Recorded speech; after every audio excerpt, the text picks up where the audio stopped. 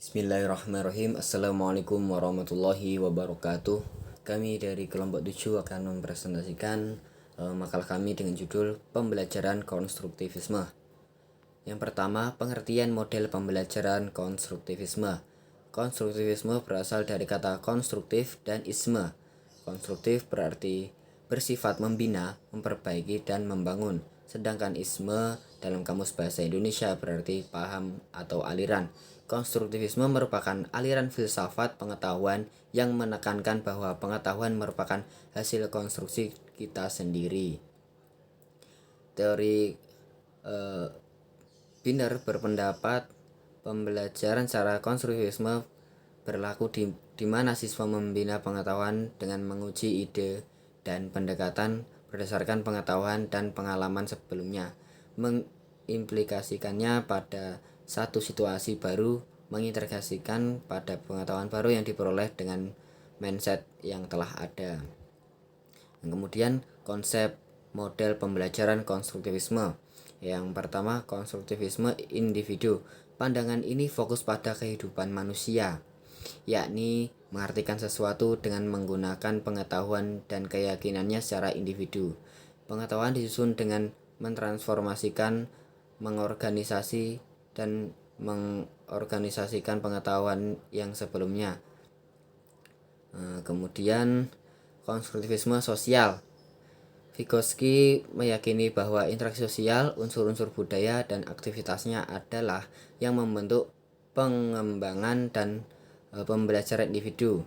Atau dengan kata lain, pengetahuan disusun berdasarkan interaksi sosial dalam konteks sosial budayanya.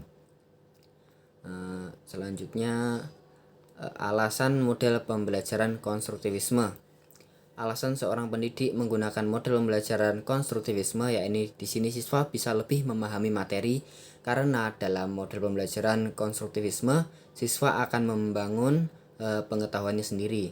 Jadi siswa akan lebih paham dengan apa yang mereka pelajari karena suatu hal yang dipelajari dengan membangun pengetahuan itu sendiri akan lebih mudah melekat dan mudah dipahami.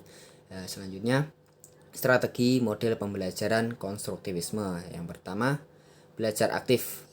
Pembelajaran aktif adalah pembelajaran yang memberikan kesempatan kepada peserta didik untuk aktif membangun sendiri konsep dan makna melalui berbagai kegiatan. Di sini siswa harus dituntut aktif, bukan guru yang aktif. Guru harus kreatif dalam mengelola pembelajaran dan tidak lupa harus kreatif menyiapkan media pembelajaran yang sesuai dengan mata pelajaran sehingga akan dapat suatu pengalaman belajar yang aktif. Yang kedua, belajar mandiri. Pengertian belajar mandiri menurut Himstra adalah sebagai berikut. Yang pertama, setiap individu berusaha meningkatkan tanggung jawab untuk mengambil berbagai keputusan. Yang kedua, belajar mandiri dipandang sebagai suatu sifat yang sudah ada pada setiap orang dan situasi pembelajaran. Yang ketiga, belajar mandiri bukan berarti memisahkan diri dengan orang lain. Yang keempat, dengan belajar mandiri, siswa dapat mentransferkan hasil belajarnya yang berupa pengetahuan dan keterampilan ke dalam situasi yang lain. Yang kelima, siswa yang melakukan belajar mandiri dapat melibatkan berbagai sumber daya dan aktivitas seperti membaca sendiri, belajar kelompok, latihan-latihan, dialog elektronik, dan kegiatan korespondensi. Yang keenam, peran efektif guru dalam belajar mandiri masih dimungkinkan, seperti dialog dengan siswa, pencarian sumber, mengevaluasi hasil, dan memberi gagasan-gagasan kreatif. Yang ketiga, belajar kooperatif dan kolaboratif. Dalam bahasa Indonesia, kata kolaborasi dan kooperasi cenderung diartikan dalam makna yang sama, yaitu kerjasama. Kedua konsep pembelajaran ini memiliki persamaan, yakni yang pertama menekankan pentingnya pembelajaran aktif, yang kedua peran guru sebagai fasilitator, yang ketiga pembelajaran adalah pengalaman bersama antara siswa dan guru, yang keempat meningkatkan keterampilan kognitif tingkat tinggi, yang kelima lebih banyak menekankan tanggung jawab siswa dalam proses belajarnya, keenam melibatkan situasi yang memungkinkan siswa dapat mengemukakan idenya dalam kelompok kecil. Nah, yang terakhir membantu siswa dalam mengembangkan keterampilan sosial dan membangun tim. Yang keempat, generative learning. Model pembelajaran generatif pertama kali diperkenalkan oleh Osborne dan Cosgrove.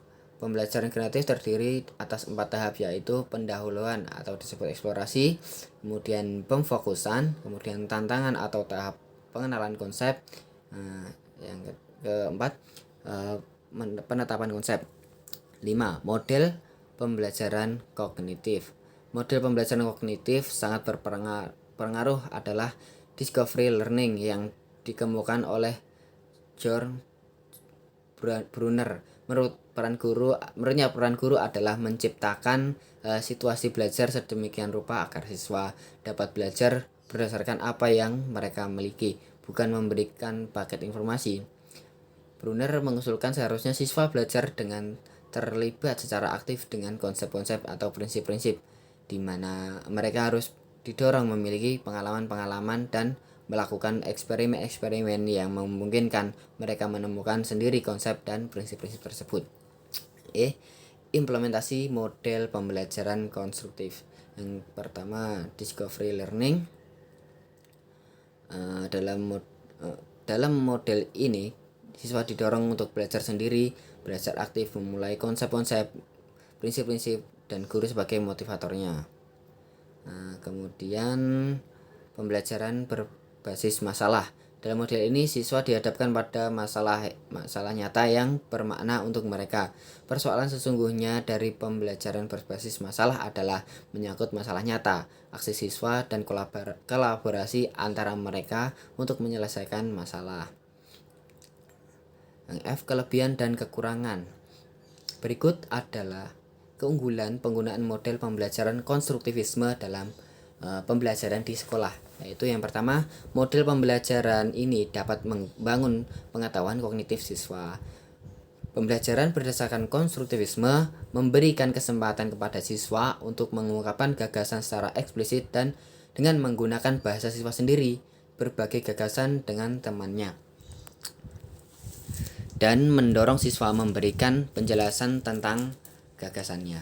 Pembelajaran berdasarkan konstruktivisme memiliki pengalaman yang berhubungan dengan gagasan yang telah dimiliki siswa atau rancangan kegiatan disesuaikan dengan gagasan awal, sehingga siswa memperluas pengetahuan mereka tentang fenomena yang memiliki kesempatan untuk merangkai fenomena, sehingga siswa terdorong untuk membedakan dan memadukan gagasan tentang fenomena yang menantang siswa.